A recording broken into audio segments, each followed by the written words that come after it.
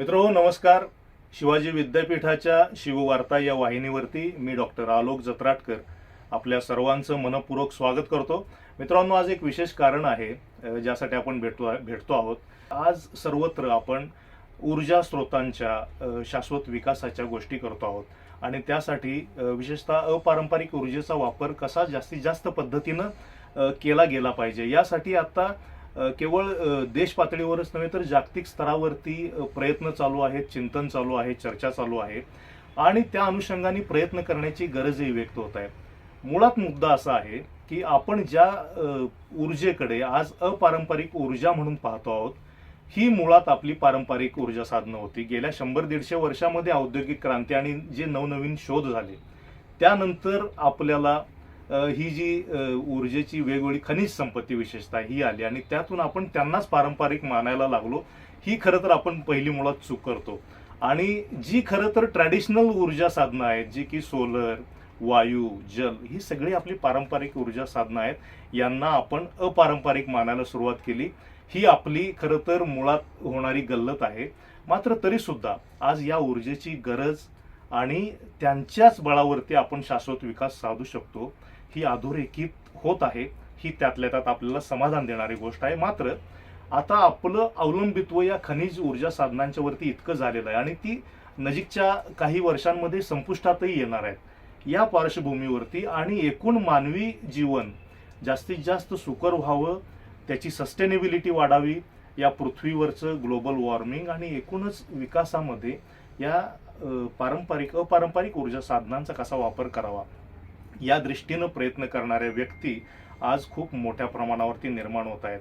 आणि मित्रांनो, मला आपल्याला सांगायला आनंद होतोय की असाच एक IIT मधला प्रोफेसर, अतिशय ज्यांच्यामध्ये म्हणजे खरोखर खूप ते तिथं राहूनही मिळवू शकले असते, या देशासाठी खूप काही करू शकले असते, असे एक व्यक्तिमत्व, त्यांनी केवळ त्याच नोकरीवरती समाधान न मानता या अपारंपरिक ऊर्जा साधनांच्या प्रचार आणि प्रसारासाठी स्वतःचं जीवन समर्पित करण्याचं ठरवलं. आणि आज ज्यांची ओळख सोलर मॅन ऑफ इंडिया किंवा सोलर गांधी म्हणून या देशामध्ये आहे, जे 2020 आणि 30 या दशकभरामध्ये आपल्या घरापासून दूर आणि संपूर्ण भारत भ्रमण करून या सौर ऊर्जेचा प्रसार करणार आहेत, असे प्राध्यापक चेतन सिंग सोळंकी आज शिवाजी विद्यापीठामध्ये आलेले आहेत. सोळंकी सर, आपका शिव वार्ता में और शिवाजी यूनिवर्सिटी और कोल्हापुर में भी आपका स्वागत है. आपकी इस यात्रा के लिए हम लोग आपको शुभकामनाएं भी देते हैं.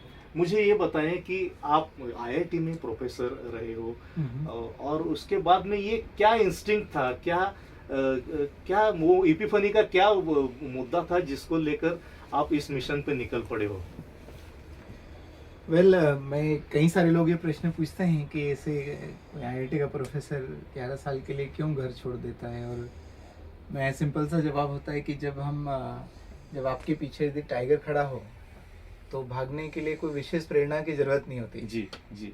उसी तरह से यदि हमको ये आभास हो जाए कि जो जलवायु परिवर्तन है कितनी बड़ी और कितनी गंभीर समस्या है, जी जी, तो फिर किसी विशेष कारण की जरूरत नहीं है. और 2019 में मैं एक विश्व यात्रा पर भी गया था, गांधी ग्लोबल सोलर यात्रा के नाम से, और करीब 30 देशों की यात्रा की थी. उसमें गरीब देश और अमीर देश और अमेरिका, अफ्रीका, यूरोप सभी दूर गया था. तो ये रियलाइज हुआ कि दुनिया भर में जो प्रयास हो रहे हैं जलवायु परिवर्तन को ठीक करने के लिए, वो नहीं के बराबर है. और उसका उदाहरण ये है कि हर साल पिछले साल की तुलना में क्लाइमेट पहले से ज्यादा बिगड़ रहा है. हम देख ही रहे हैं कि अभी ऑलरेडी क्या हालत है, गर्मी इतनी तेज हो गई है. तो क्लाइमेट चेंज को ठीक करने का काम तो सब लोग करते आ रहे हैं, सरकारें भी कर रही, परंतु या तो वो ठीक से समझते नहीं है या समझते हैं तो पर्याप्त प्रयास नहीं करते. इसलिए क्लाइमेट चेंज ठीक होने के बजाय हर साल बिगड़ते जा रहे हैं. तो मुझे लगा कि अभी ये सरकारों के बस की बात नहीं है, ये पॉलिसी और प्रोजेक्ट और सब्सिडी के बस की बात नहीं. ये तो हर व्यक्ति क्लाइमेट चेंज करता है, हर व्यक्ति एनर्जी का उपयोग करता है, हर व्यक्ति मटेरियल का उपयोग करता है, हर व्यक्ति क्लाइमेट चेंज करता है जी. इसलिए हर व्यक्ति को ये समाधान का हिस्सा बनना पड़ेगा. और जब हर व्यक्ति को जोड़ना है तो एक मन में विचार आया कि आज गांधी जी यदि इस समय होते तो क्या करते हैं। तो जरूर इस तरह की कुछ चर्चा करते, कुछ यात्रा करते। तो उसी पे से एक फिर ऐसा विचार आया कि क्यों ना एक यात्रा चालू की जाए। और चूंकि ये विश्व की प्रॉब्लम है, एक देश की नहीं है, एक प्रदेश की नहीं है, एक संस्था की नहीं है, तो बहुत बड़ी समस्या है। और ये इसलिए 1-2 साल की यात्रा में कुछ हो नहीं सकता। इसको लंबी 1 दशक की यात्रा की जरूरत है। इसलिए एक प्लान हुआ कि 11 साल की यात्रा करना चाहिए 2020 से 2030 तक। और साथ में ये इतना बड़ा काम है कि इसको पार्ट और पार्सल में नहीं किया जा सकता है। कहने का मतलब है कि उसको होली दिवाली छुट्टी ले ली, फिर सैटरडे संडे घर चले गए। तो फिर मुझे लगा कि नहीं, 11 साल तक अनवरत बिना रुके हर दिन सुबह शाम उठते जागते इसके बारे में चिंतन करना पड़ेगा, उसके बारे में सोचना पड़ेगा, प्रयास करना पड़ेगा, तब जाके चांस से कि हम कुछ कर पाए। तो इसीलिए मैंने 11 साल का ये संकल्प भी लिया कि बिना घर जाए इस यात्रा को कंप्लीट करना है। और उस दौरान एक जन आंदोलन खड़ा करना है, जिसमें कि हर व्यक्ति को ये लगे कि ये समस्या मैंने खड़ी की है जी, और मुझे ही ठीक करना है जी, और किसी और के लिए नहीं, किसी देश के लिए नहीं, समाज के लिए नहीं, पर कम से कम अपने शरीर के प्रति जिम्मेदारी निभाते हुए। जब तक प्रॉब्लम की ओनरशिप नहीं लेता तब तक उसका सोल्यूशन। और शुद्ध श्वास हर शरीर को लेना है जी, शुद्ध पानी पीना हर शरीर की जिम्मेदारी, खाना तो हर व्यक्ति की जिम्मेदारी खुद के प्रति तो है ही, और अपने आने वाले बच्चों के प्रति। कम से कम उस दृष्टि से इस मुहिम का हिस्सा बने, उसको समझे, समस्या क्या है, समस्या की जड़ क्या है, और फिर उसके लिए प्रयास करें। तो ये हमारी यात्रा का उद्देश्य है। जी।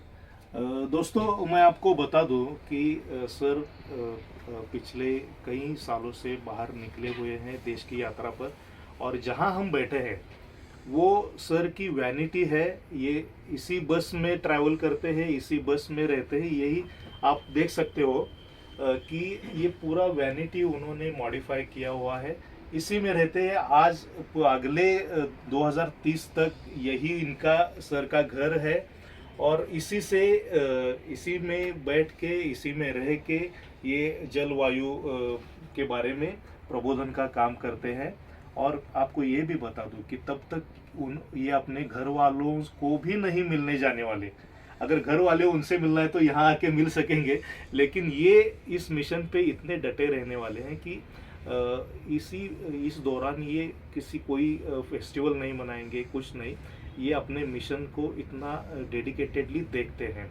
तो सर, मैं आपको पूछना चाहता हूँ कि कितने साल हुए आपको निकले हुए, कितने दिन हुए? मैं देख रहा हूँ यहाँ पे आपने लिखा हुआ है कि और 6 नहीं, वो हमारा ये जो ये, है ये यहाँ पे लिखा है 834 दिन हो चुके हैं, निकले हैं आज। और उसके आगे लिखा है 2854 दिन बाकी अभी बाकी है। और ये क्या है?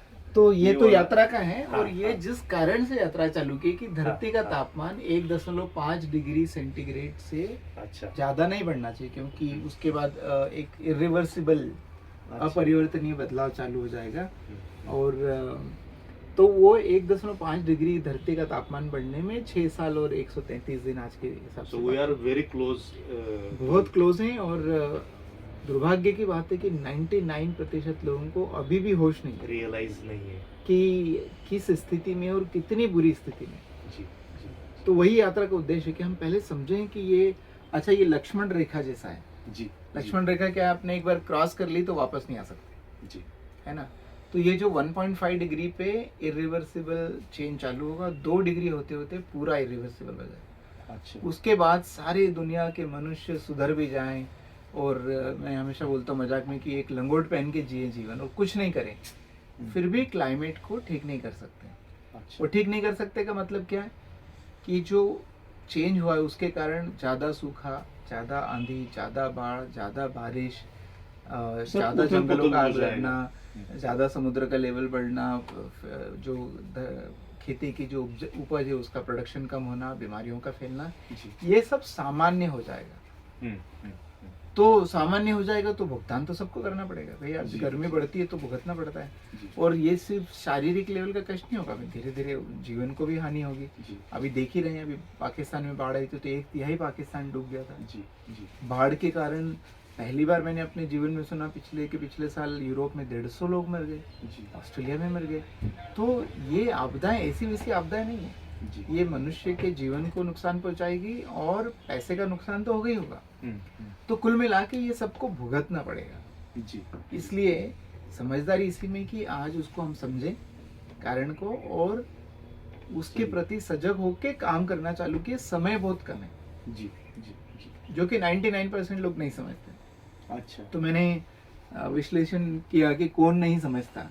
तो 5 P हैं जो नहीं समझते। P G. के नाम से, जी। एक तो पेरेंट्स नहीं समझते, हम्म, दूसरा प्रोफेसर्स भी नहीं समझते, हम्म, तीसरा प्रोफेशनल्स भी नहीं समझते, हम्म, हम्म, चौथा पॉलिसी मेकर्स भी नहीं समझते और पांचवा पॉलिटिशियन भी नहीं समझते।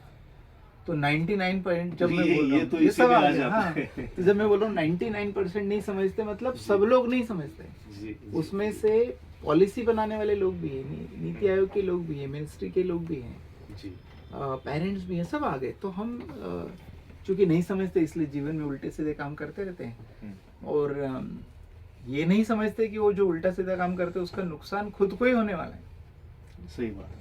भाई शुद्ध श्वास लेना हम सबकी जिम्मेदारी है, जी परंतु हवा को खराब करने का काम तो सभी लोग करते हैं। जी जी, तो कितनी बड़ी विडम्बना है।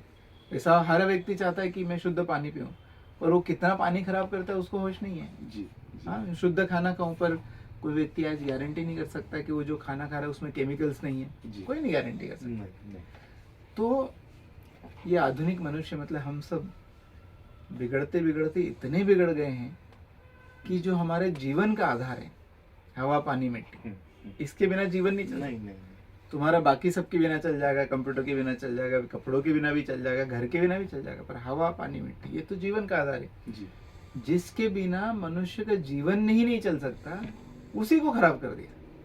सही बात इसलिए मैं हमेशा कहता हूँ हर फोरम में कि आज का आधुनिक मनुष्य दुनिया का सबसे मूर्ख प्राणी है।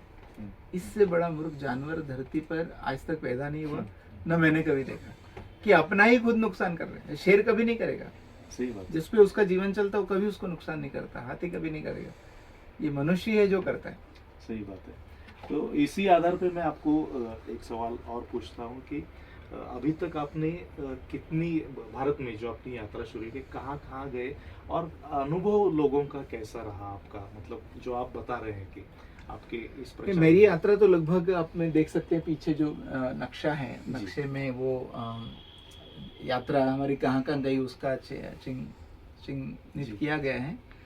तो अनुभव अच्छा ही कहूँगा, क्योंकि जब एक्चुअली लोगों को समझाया जाता है कि ये गड़बड़ है हम्म, और बहुत बड़े लेवल की गड़बड़ है और गड़बड़ करने वाले हम खुद हैं और उसका रूट कारण ये है और उसको ऐसे सॉल्व किया, तो लोगों को समझता है कि हाँ ये बात तो सही है। हम्म, ये बात अलग है कि वो इमीडिएटली एक्शन नहीं लेते, क्योंकि बिगड़ने में हमको 30-40 साल लगे। 30-40 साल के पहले का जीवन और आज का जीवन जी। आप तुलना करके देख लो तो एक तरह से खराब ही हुआ है। मतलब हाँ भले ही हमारा शारीरिक कंफर्ट बढ़ा है, पर मेंटल लेवल पे स्ट्रेस बढ़ गया है, वायलेंस बढ़ गया है, नदियाँ खराब हो गई है, हवा खराब हो गया है, संबंध खराब हो रहे हैं, स्ट्रेस बढ़ा। तो जो हम 30-40 साल में बिगड़े हैं तो एकदम से सुधर नहीं पाएंगे। मतलब एक ये भी मेरे कारण है यात्रा का 11 साल की, कि ये अचानक परिवर्तन नहीं आ सकता। जितना धीरे से बिगड़े हैं वो धीरे धीरे ये आके ये और फिर कंप्लीट चेंज आएगा। परंतु कितने लोगों तक मैं पहुंच सकता हूँ, या कितने लोगों तक ये बात पहुंच सकती है, इसलिए मैं हमेशा मानता हूँ कि ये जन आंदोलन से ही हो सकता है। सरकारें भी इसको ठीक नहीं कर सकती। सरकार समझ भी जाए कि हाँ ये समस्या है और इसको ऐसे ठीक करना है, पर हर सरकार पूरे धरती पर हर राष्ट्र में 4 या 5 साल के लिए आती है। जी तो सरकारों के पास कभी भी इतना समय नहीं होगा कि उसको वो परिवर्तन जो चाहिए असली में वो ला सके। छोटा मोटा सब करती रहेंगी। It should be sustainable movement. हाँ, तो 50 साल के चिंतन करके हम कर्म करें हमारे, तो फिर सस्टेनेबल होगा। जी पर सरकारें 4-5 साल के लिए आती चली जाती, तो सरकार तो 50 Policies साल के इसमें बदलती सोच है। नहीं सकती ना। जी इसलिए हर व्यक्ति को सोचने की जरूरत है। और ये जो मैंने 5 कैटेगरी बने, professor, parents, policy makers, politicians, professional, ये सबको इंडिविजुअल लेवल पे सोचने की जरूरत है। Individual at the same time collectively भी उनको, तो जब सब इंडिविजुअल करेंगे तो कलेक्टिव हो ही जाएगा। जी जी यदि हम मान लो कोल्हापुर के सब लोग एनर्जी कैसे उपयोग करना ये सीख जाए जी तो कोल्हापुर का कलेक्टिव इफर्ट हो ही जाएगा। पॉलिसी ऑटोमेटिक उसके हिसाब से बनी जाएगी। ये पॉलिसी वही बनती है ना जो सब लोग चाहते हैं। सब लोग चाहते हैं। यदि सब लोग ऐसा चाहें कि नहीं नहीं हम एनर्जी में स्वराज लेकर आएंगे, एनर्जी में आत्मनिर्भर बनेंगे, हमारे कारण कार्बन उत्सर्जन नहीं होगा, मेरे घर के कारण नहीं होगा, मेरे ऑफिस के कारण नहीं होगा, तो बहुत बड़ा परिवर्तन आ सकता है। पर वो इंडिविजुअल लेवल पे ही होगा। ये सरकारें, मैं फिर से कह रहा हूँ कि ये सरकारों का भी रोल है और होना ही चाहिए, परंतु सिर्फ उनसे नहीं होगा। इसलिए हर व्यक्ति को ये इंतजार नहीं करना चाहिए कि सरकार कुछ पॉलिसी बनाएगी या ऐसा होगा तब हम करेंगे। नहीं, तुमको जीना है तो करना पड़ेगा। तुम्हारे बच्चों को जीने लायक धरती छोड़ के जाना। जीने लायक धरती मतलब क्या? वो श्वास ले सके, पानी पी सके और खाना खा सके, वो जीने लायक धरती की परिभाषा। सही बात है। पर हम कोई भी पेरेंट आज ही अपने बच्चों को गारंटी नहीं कर सकता जी और आने वाले समय में और उल्टी होती जा रही है। तो कम से कम अपने बच्चों को इतना तो दया करें लोग कि बच्चों को जीने लायक छोड़ के जाए। जी जी जी। तब जाके ये परिवर्तन आ सकता है और ये बिना आंदोलन के नहीं हो सकता। क्या बताएंगे कि किस तरह से, अगर मैं एक इंडिविजुअल हूँ, मुझे ये सस्टेनेबल डेवलपमेंट में अपना contribution, how can I begin with, कैसे करना है? आपका क्या अनुभव बताएंगे? पहले ये सबकी, हर चीज की समस्या की जड़ एक ही है ना? जितनी भी गड़बड़ हुई है दुनिया में, आप ध्यान से देखोगे तो सबके पीछे एक ही कारण है, वो है एनर्जी का उपयोग। जी। आज यदि मैं ये कंप्यूटर का उपयोग करता हूँ तो एनर्जी लगी इसको बनाने में। जी। मैं कपड़े पहनता हूँ तो एनर्जी लगी, मैं ब्रश करता हूँ तो एनर्जी लगती है, जी। मैं गाड़ी चलाता हूँ तो एनर्जी लगती है, खाना खाता हूँ तो एनर्जी लगती है, बिजली का उपयोग करता हूँ तो एनर्जी लगती है। जी। तो ये एनर्जी का एक्सेस हमको जो मिल गया है आसान तरीके से, कोयला, पेट्रोल, डीजल, ये और ये सब के कारण कार्बन उत्सर्जन होता है। कार्बन से बना है जी। तो कार्बन उत्सर्जन होगा तो कार्बन डाइऑक्साइड हवा में जाएगी तो ग्लोबल वार्मिंग करेगी जी। और ये जलवायु परिवर्तन होगा। तो यदि कुछ करना है तो एनर्जी का जो खेल चलता है हमारे जीवन में उसको ठीक करना पड़ेगा। वो ये जो एनर्जी है, मैं हमेशा उदाहरण देता हूँ, ये काली एनर्जी है। जी जी। मैंने जो किताब लिखी आप देखेंगे, ये वाली पहली वाली किताब उठाएंगे, ये उठा लीजिए, ये एनर्जी स्वराज, मतलब एनर्जी का उपयोग कैसे ना। तो इसमें पहले ही चैप्टर में मैंने जो एग्जाम्पल लिया है वो गीता का एग्जाम्पल लिया कि ये ना, यदा यदा ही धर्मस्य ग्लानिर्भवति भारत। तो जब भी अधर्म बढ़ता है धरती पर तो धर्म की स्थापना के लिए भगवान को आना पड़ता है। जी। तो अधर्म किसको कहते हैं? जो बुरी ऊर्जा होती है, जो गलत होती है, नेगेटिव एनर्जी, वो अधर्म है। जी जी।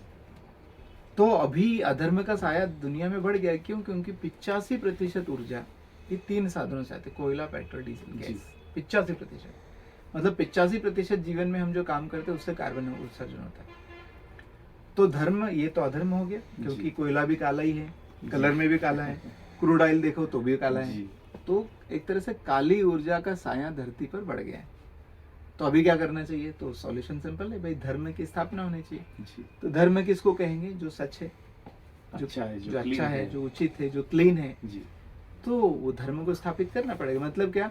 हमारे जीवन को फिर से 100% सोलर पे चलाना पड़ेगा। 100%, 99 भी नहीं। जी जी।